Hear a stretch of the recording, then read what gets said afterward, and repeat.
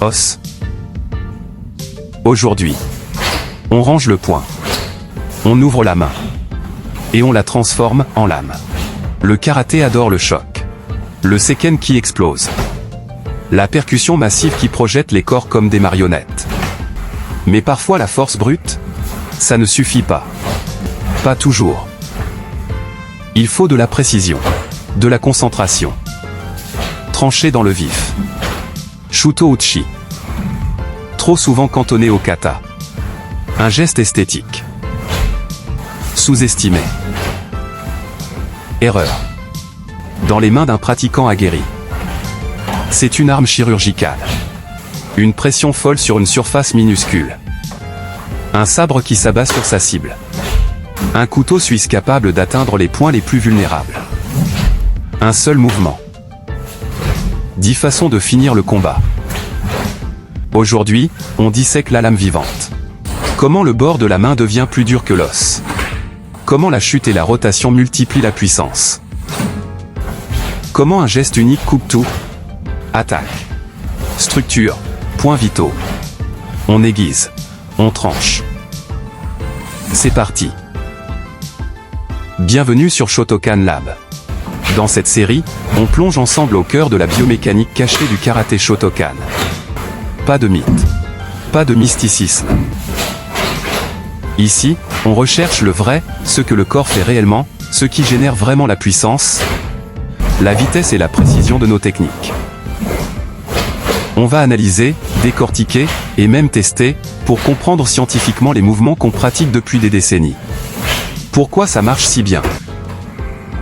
Comment optimiser chaque geste pour devenir plus efficace, plus fort, et plus conscient de son propre corps? Le Shotokan est un art ancien, mais sa logique physique est incroyablement moderne. Prêt à redécouvrir ton karaté sous un nouvel angle? Alors, c'est parti. Chapitre 1. L'effet lame. Le bord externe de la main est l'une des parties les plus dures du corps humain après le coude. La zone de frappe,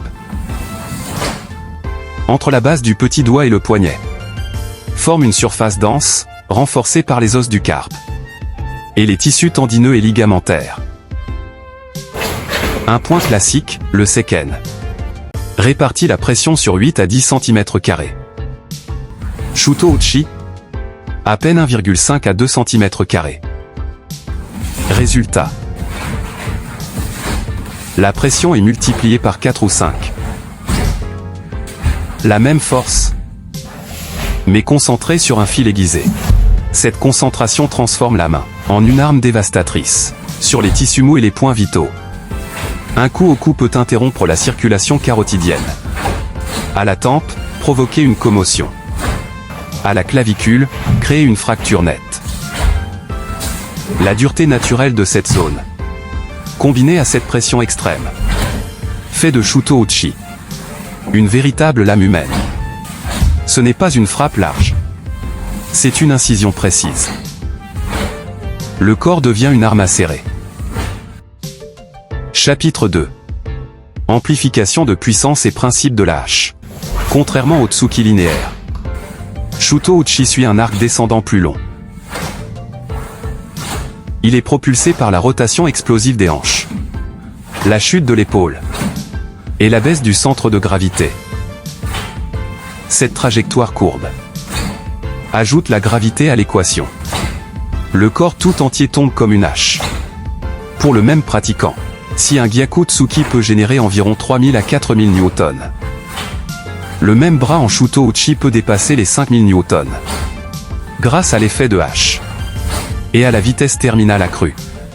Gishin Funakoshi parlait déjà de la main ouverte qui tombe comme une hache. Aujourd'hui, la biomécanique le confirme. La rotation des hanches transfère la masse corporelle. La descente du centre de gravité accélère le mouvement. L'épaule s'abaisse, le coude s'aligne.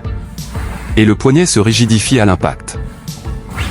Le hikite violent de l'autre main. Ancré amplifie la torsion de la victime. Tout le corps s'unit. Ce n'est pas le bras qui frappe. C'est la structure entière qui s'abat sur la cible comme une machette. Shuto Uchi ne repousse pas. Il tombe sur l'adversaire comme une guillotine. Chapitre 3. Angle d'attaque et polyvalence. Shuto Uchi est la frappe signature du karaté. Son angle naturel descendant à 45 degrés aligne parfaitement radius et cubitus.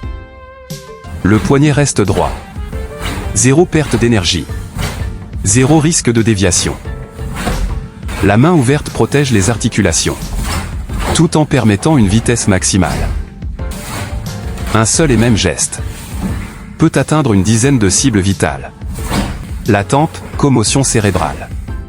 La base du nez, larmes aveuglantes et douleurs intenses. La clavicule, fracture nette.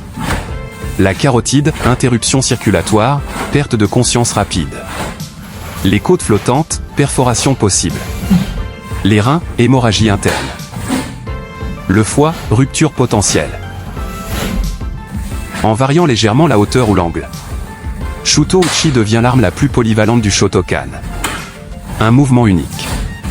Une douzaine de façons de terminer l'échange. C'est le couteau suisse du karaté. Précis, rapide, adaptable. Capable de taillader attaque, défense et points vitaux. Conclusion. Shuto Uchi n'est pas un simple geste folklorique de kata. C'est une arme biomécanique redoutable. Une pression concentrée à l'extrême. Une puissance amplifiée par l'utilisation complète du corps. Une polyvalence qui permet de s'adapter à toutes les situations. Il ne cogne pas. Il incise. Il sectionne. Il s'abat sur l'adversaire. Avec une précision froide et clinique. Et comme souvent en Shotokan, aiguiser son mental et son physique permet de repousser ses limites. Et de devenir un ensemble plus précis et redoutable. Comprends Shuto Uchi. Et tu comprendras comment une main ouverte peut devenir plus dangereuse qu'un poing fermé. Dans le prochain épisode, on passera de la lame au bélier. Yoko-geri. Un coup de pied latéral qui libère une chaîne cinétique ultra puissante. Grâce à une double impulsion en genou. Et un alignement osseux optimisé. Qui transforme la jambe en véritable pilon biomécanique. Capable de tout enfoncer. L'autopsie du Shotokan continue. Travail propre.